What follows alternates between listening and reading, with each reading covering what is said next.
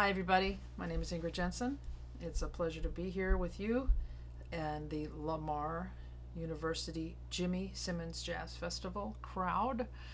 I hope you are all having a great time as we get through COVID.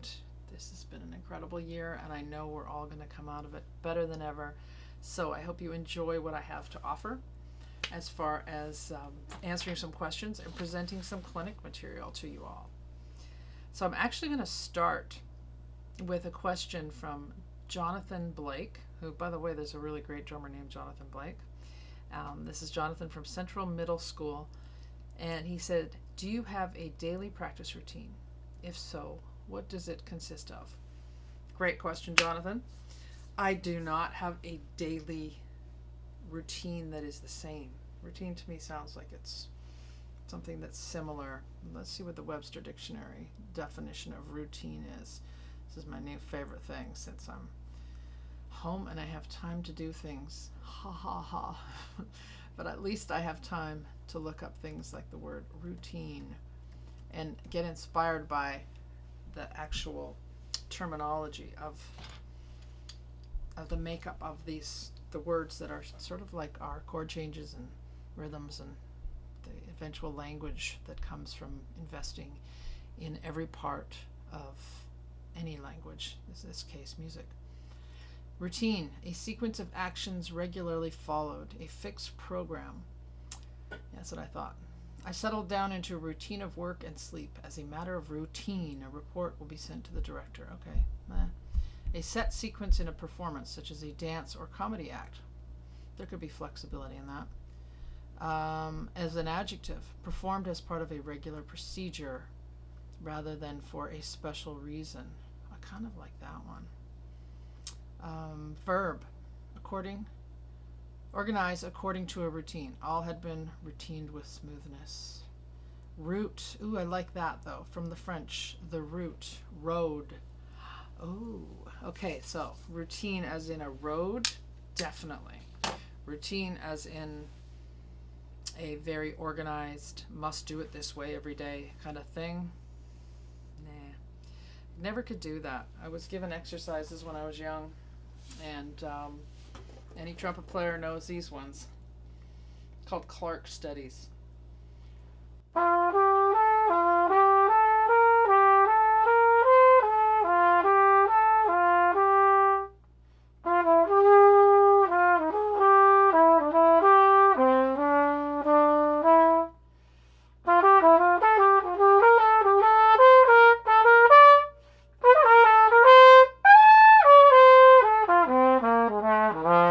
Oops, that would be me.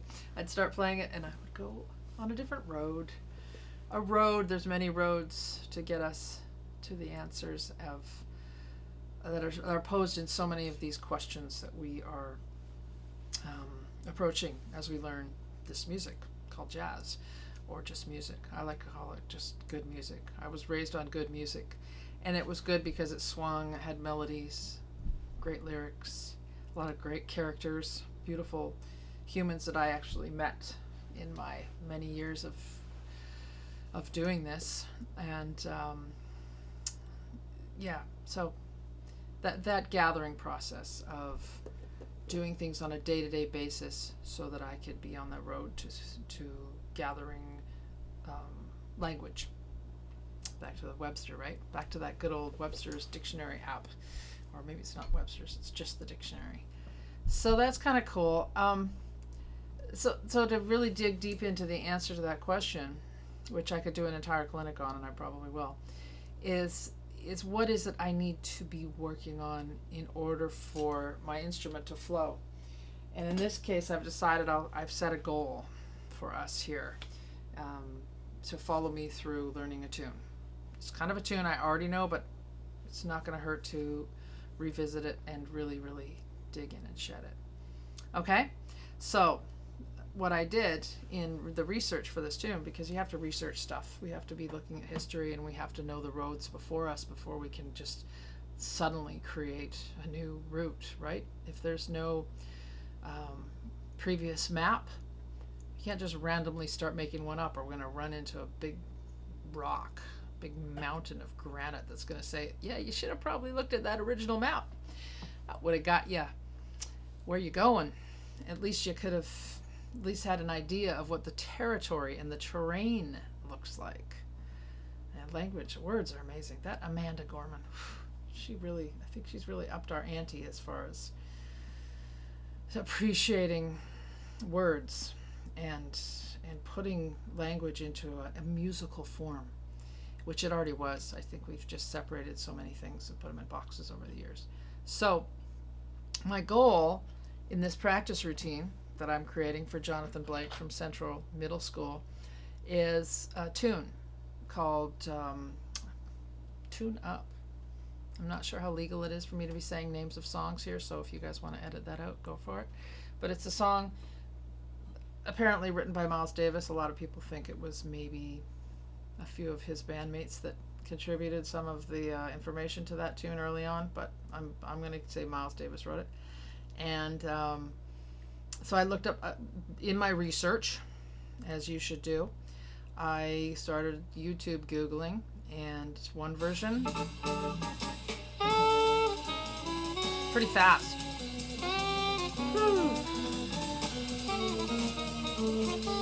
Okay. So that's a good one. That's pretty clipping though. That's Sonny Stitt. What about this version? This is just YouTube. A little more reasonable, tempo-wise, for me. Wes Montgomery. And it's got hits and breaks, different feel. So part of my research is to see how many different versions I can check out.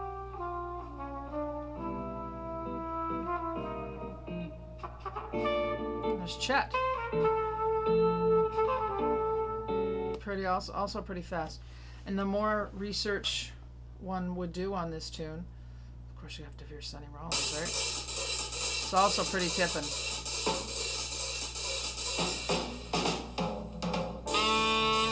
Alright, so that's, how much is that quarter note?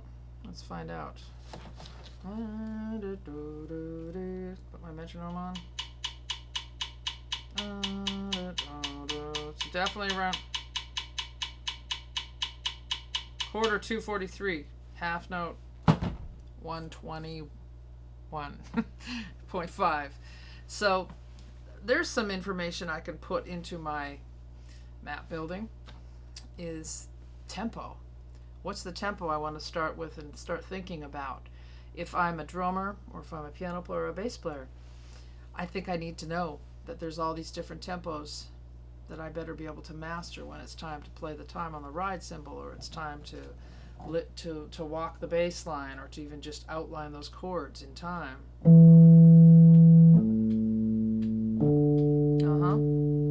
There's that, but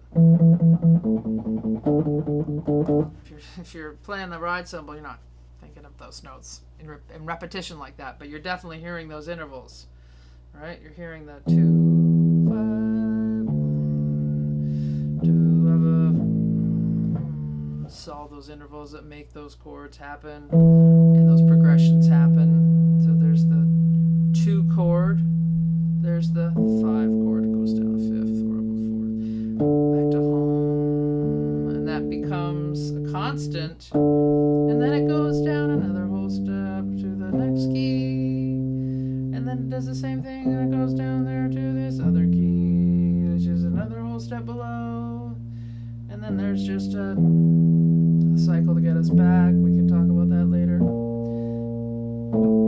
So all of these elements have to be part of my practice routine. The elements of harmony, melody, rhythm, and the consciousness of all these different characters and feels and historical references. Hence all of the listening I've done, thousands of hours of listening to different versions of tunes and playing along. If there's any routine I would say that I've most consistently done in my early formative years, it was playing along with stuff. playing along with the tracks. So of course you could even put on an actual play along track that they have on YouTube, but that's a little premature for me as far as what I'm going to do with my routine. Okay, so I'm going to segue into things I would do on the trumpet to start to really get my ears into this tune. And the first one would be to make sure I'm hearing the key it's in. Tune up. There's a great, I'm going to tune up to this thing. It's a great reminder of where our ears need to be. And if my ears aren't ready, getting on that road to routine is going to be a lot more work. So let's see where I'm at here. If I'm even hearing the key, the initial original key of this tune. Eventually, gotta learn them in all 12. Learn these cycles and learn these tunes through all 12 keys, and then everything is easy. That's the secret. So let's see. Actually, I can't turn that on yet. This is a drone box, and I use it just like I would use the Rhodes or the piano or even a guitar if I play guitar, to sustain a note and really listen to where it's landing in me, as you should do with you. So breathing is part of my routine, making sure my body is cool as far as everything being loose and flowing. If there's any tension in anything that you do when you're learning music, you're going to take it into your axe. It's going to go into your instrument, and it's going to come out the other end sounding not as good as you probably would like it to sound. So let's see. Oh,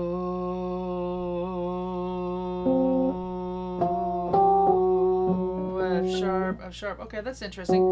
F sharp. When I played the F sharp, I heard another note, heard a minor third above, which is an A, which is cool because I really want to go to D. That's the key this song is in. I better get my ears and my being connecting with that D. And then the first 4 bars, at least, of this tune that happens to be in concert D major is going to be super easy. And that's where I'll start to take my instrument. This may sound like a choking duck, but it's going to be what it is. I'm really still listening, and you can also sing along while I'm doing this. I hear you. Make sure you're hearing that note. Hum it, whistle it, whatever. Then I observe. Okay, I heard the third. What kind of third? Major third, not just any third, but the major third. Interesting. Let's see where that lands on the horn.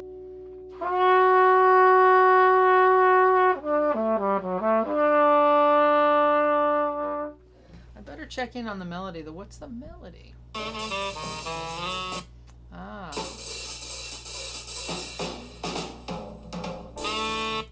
Ba. What is that? It's the 5th, right?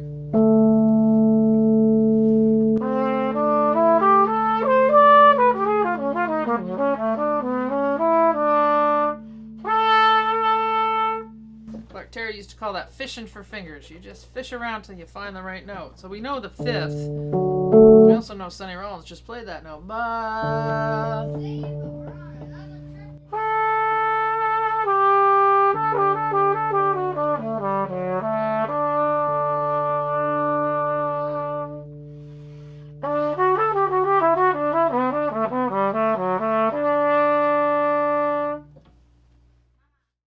Okay, folks, just to be clear, I'm not saying you don't practice. You do, and you develop a routine in a way that feeds your needs for your technique so that it gets better, and that every time you pick up your instrument, it's informing the things in your playing that need work. We all have to do the work, and the more you become awake to what is around you as far as your time and your sound and your endurance and your ideas, just flow of ideas, the more you will know what to practice. Okay, so a regular check-in is very important. You want to fulfill the exercise at hand. I'm not saying don't practice. I'm saying practice, but in a way that is ideally inspiring you and your voice. So I'm going to do a really quick kind of drone through tune-up, And just see if you can follow along each of those key centers. If you can see, it's from D major, C major, and then to B flat. I'm just going to do those three, and that's going to hopefully familiarize both of us, all of us, with these tonal centers that we all have to hear. Drummers, you got to hear this stuff as much as anyone else. You have to have your ears embedded in the harmony and know the melody, or it's really not that much fun for those around you to be playing.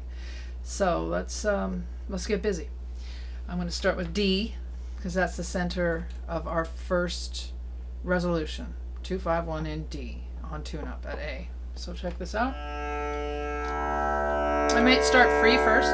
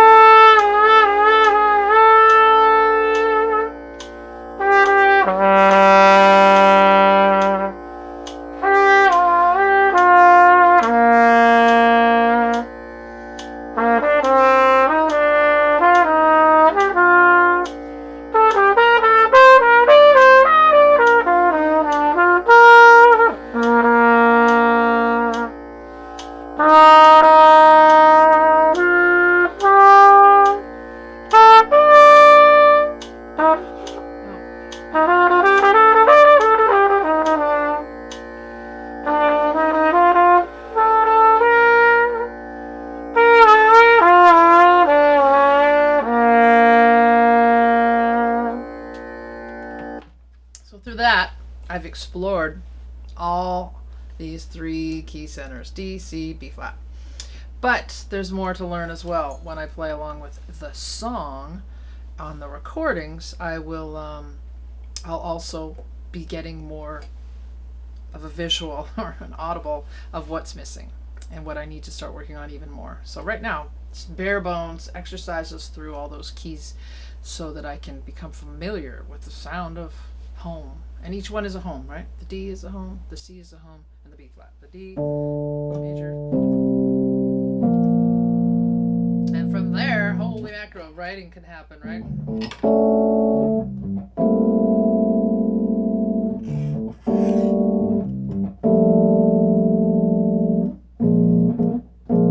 You have 3 tonal regions on your map to dig into.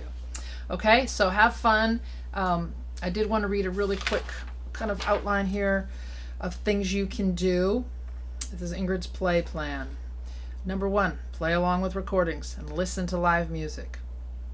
Number 2, jam and play music with other people, even if it's just through Zoom, back and forth, playing ideas right now. Practice alone, playing tunes without accompaniment. That means with the metronome and without.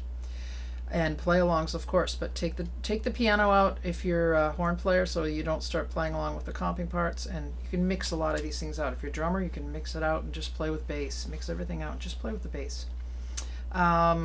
When dealing with scales and chord practice, be creative as possible. Take time to hear. We are in a fast, crazy-paced world that doesn't always allow us the meditation space we deserve. I create the space with drones, whether on a keyboard or with my tuner. Each long tone I play creates a relationship with the drone.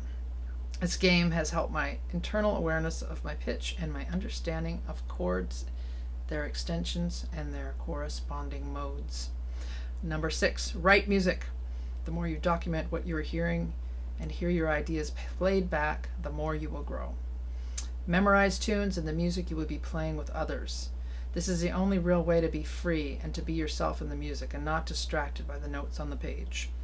So, it is something I'm still working on, but can get to if I do all of the above. Number 8, have fun. And you will have fun. If you develop your technique on whatever instrument you are starting to dive into and learn music in relation to that, you will have fun, I promise. So, get to work. All right, so I've done a little spelunking and digging and researching some different versions of this song that I've decided to make a part of my routine, which is to uncover what my weak points are and to really develop my technique daily in relation to, in this case, the song tune-up. It could be something else. It could be an original. It could be something that I'm working on composing, that this process of being in my routine of working on harmony, melody, rhythm, and all of the elements that go into improvising over chord changes in the style of African American, Black American music, African American culture, having that swing feel, but also having an expanded palette of all types of influences that come my way throughout the day. It could be Billie Eilish playing over a techno groove. It could be some traditional Indian classical flute music that's in my head. I don't know the sounds that are going to come out of my horn in relation to what I'm hearing. But right now, I've listened to a couple versions. I listened to some Wes Montgomery and some Sonny Rollins. So I'm definitely in that kind of straight ahead jazz vein of listening. So if the song is in this key of D major, everybody hear that? It helps if you're really familiar with the home. And we know it's the 2 chord, and on the 2 chord, it's actually, the melody is the 4th or the 11th.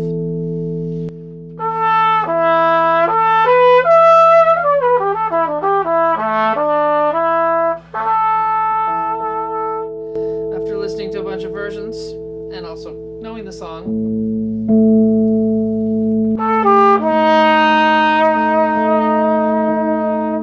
melody on the 5 chord is the what? Sharp 11, right?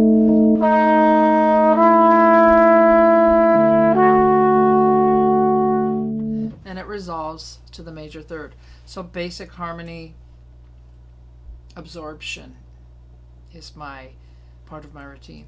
I want to become familiar every day with what are this progression, what are the progressions I need to be not thinking of as letter names or even 251. I want to hear them as their functions.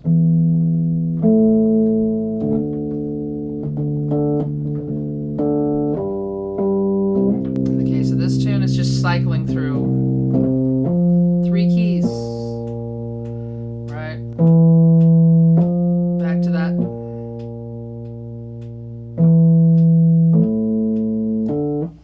That's not that hard of a tune, but there sure is a lot of music played over it by all the greats, and there sure is a lot we can even do with it as a creative player in the year 2021. Things like even playing it in a different meter.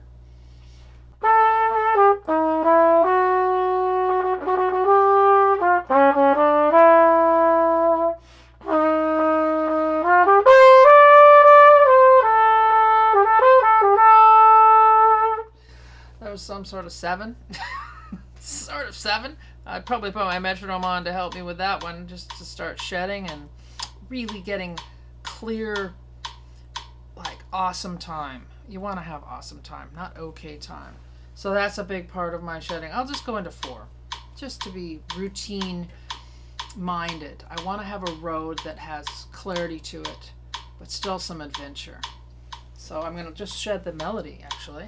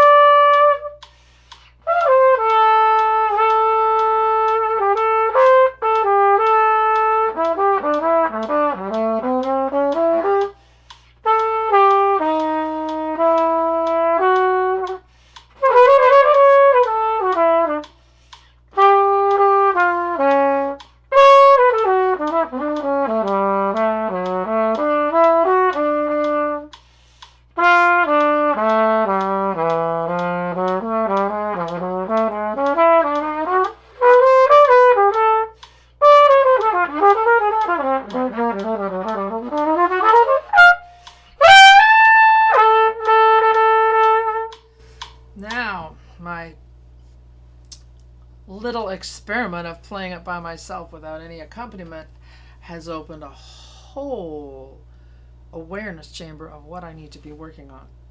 There's some notes that aren't so great. There's some ideas that are kind of struggling to find their way cleanly and clearly out of this beautiful ringing bell. So from there, I will actually construct a proper, organized way of getting into the trumpet and working on all of the essentials of my technique that have to be taken care of in order for the music to flow. And that's where we all slow down our process and need to just listen. Maybe not with even any time right now.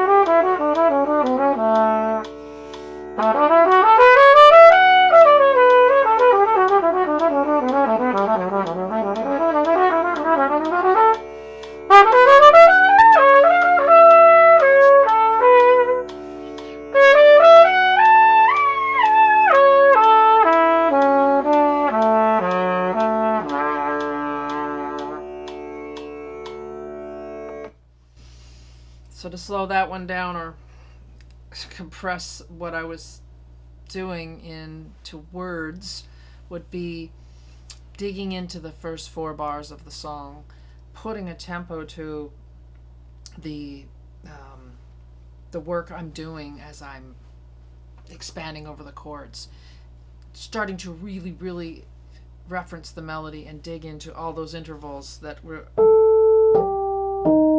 might not be heard and lived and would cause what are called errors or mistakes.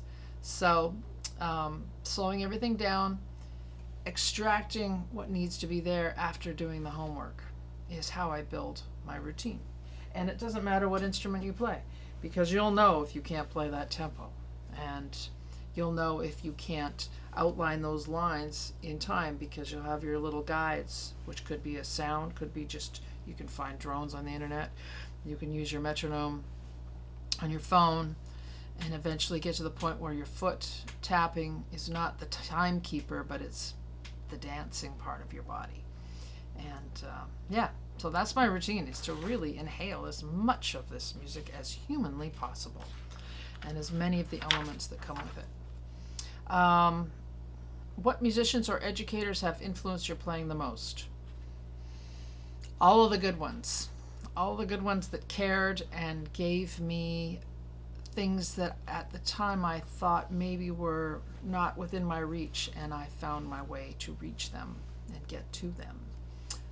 Teachers who gave me the right players to listen to at the right time, and teachers who also maybe gave me things that were not the right thing, and I had to learn to love them. So there was a time when I didn't want to learn bebop. It was mostly because I couldn't play the trumpet well, so I had to learn how to play the trumpet well so I could get around it efficiently and play that very, very, masterful music.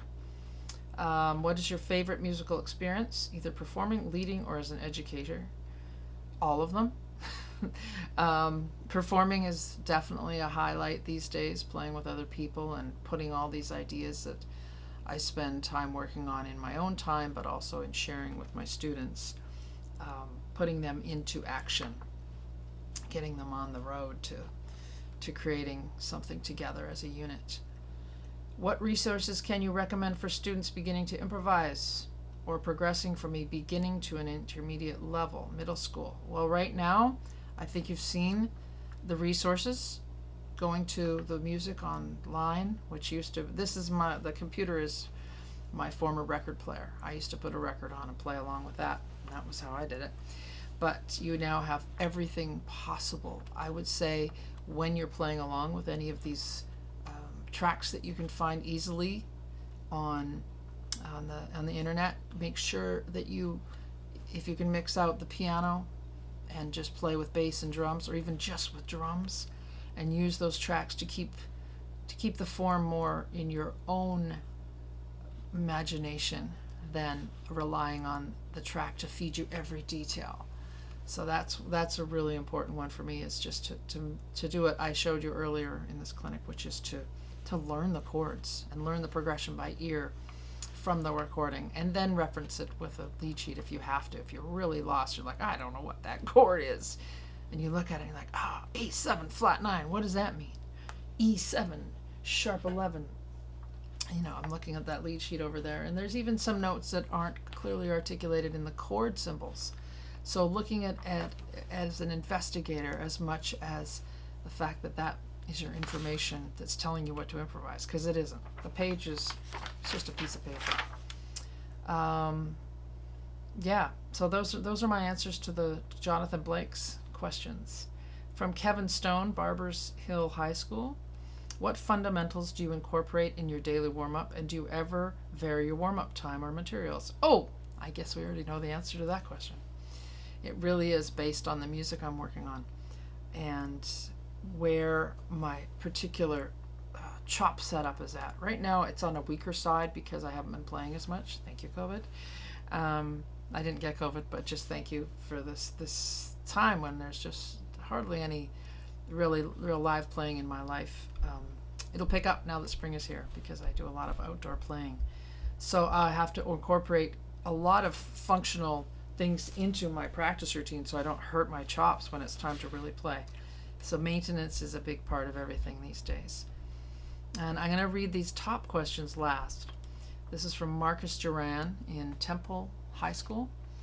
He said, as a successful woman in a traditionally male-dominated field, what advice would you give to young girls seeking to be celebrated for their abilities and talents without being overlooked or taken advantage of?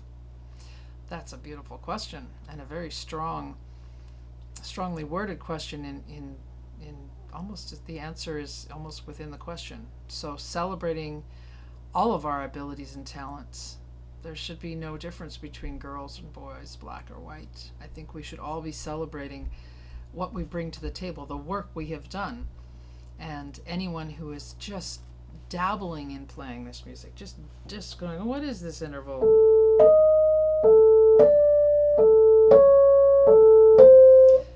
Just that curiosity alone should put you in a mindset of working and digging in and asking questions about harmony and melody, and just playing along with as many songs that you love. Find what you love and jump in and go for it. And start celebrating your abilities and talents together with people who make you feel good when it's time to play, not people that make you feel bad. That's my biggest piece of advice, is just step away from anyone that's giving you any kind of energy that is not productive or supportive.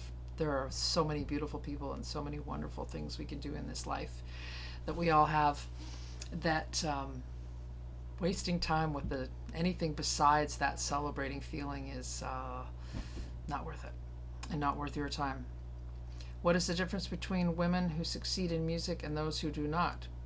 Well, I guess the difference is that the women who succeed have succeeded, and those who have not have somehow not been given that one feeling that I was given very early on, which is that you matter. So you do matter, and what you have to say is very important and is very crucial in this grand scheme of creation. I like Wayne Shorter's way of describing this unfolding universe that we're in, where the music is constantly, it's like a piece of art where you can start with one color and you add another, start with some orange and add some blue, and then there's some red, and then as you keep putting these different mixtures of colors in, your vision of what's possible expands and is no longer just a blank slate. So that's one of the things I would say is really important, is to not stop when you feel that fire in your belly. Go for it.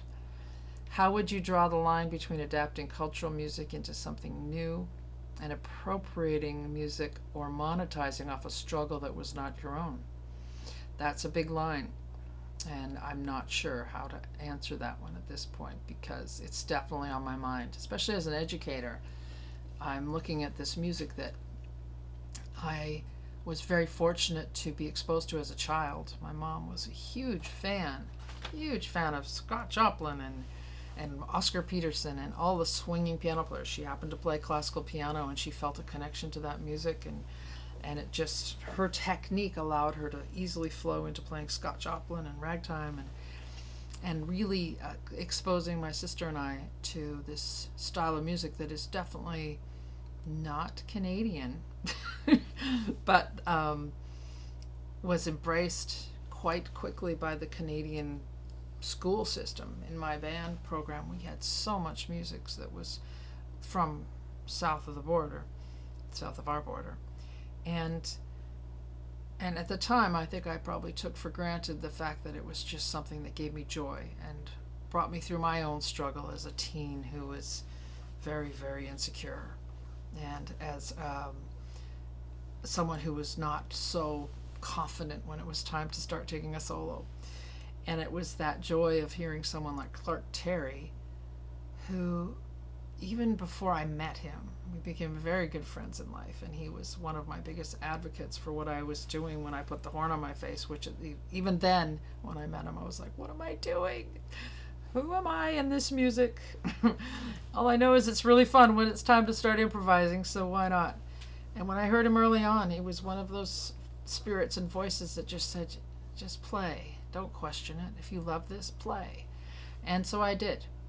And now here we find ourselves, or at least I find myself, in this time of reflection on culture and definitely appropriation, and how to give respect to the elders and to the ancestors who really did create this language of expression within this style of jazz, which Duke Ellington didn't really like to call it, but music that is formed by European classical and African rhythms. European classical music and African rhythms. And they're mashed together, and it's this wonderful combination of characters. And fast forward to someone like Clark Terry, who was my idol and my hero, who I eventually played with and who helped me get my record deal in my early 20s. And I see someone who said to me and to anyone else, and that's you as well on this clinic here, that if you love what you do and you love this music and it makes you feel good and you're willing to do the struggle, to take on the struggle and the work that it takes to get to the point where it feels free when you play, then you should do it. You should jump in and you should embrace these sounds. And at the same time, you should be in the process of learning, be very, very respectfully observant to all of those who have done the work before you and who have paved the way and left this legacy of information to absorb. And rather than taking it as verbatim information, we should take it as a spirit that we can honor, but also become ourselves as a result of. And that's where the work comes in. I'm going to leave you with a wonderful saying that I just heard from one of my favorite Instagram inspirations, and that's Al Sharpton. He said, "Woke without work is weak." So if we're awake in this time and aware of all of this wonderful, incredible wealth of information that's on our computers and on our phones and available to make us better and stronger and create more, then we should definitely go for it and do the work and be awake and definitely get together and have a great time when it's time to play. So on that note, have some fun and play on.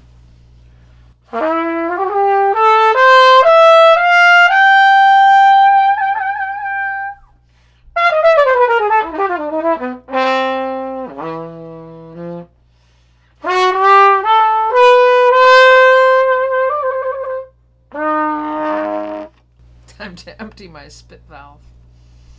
Ingrid Jensen, over and out. Have fun. Be well. Jimmy Simmons Jazz Festival and Lamar University. All my best.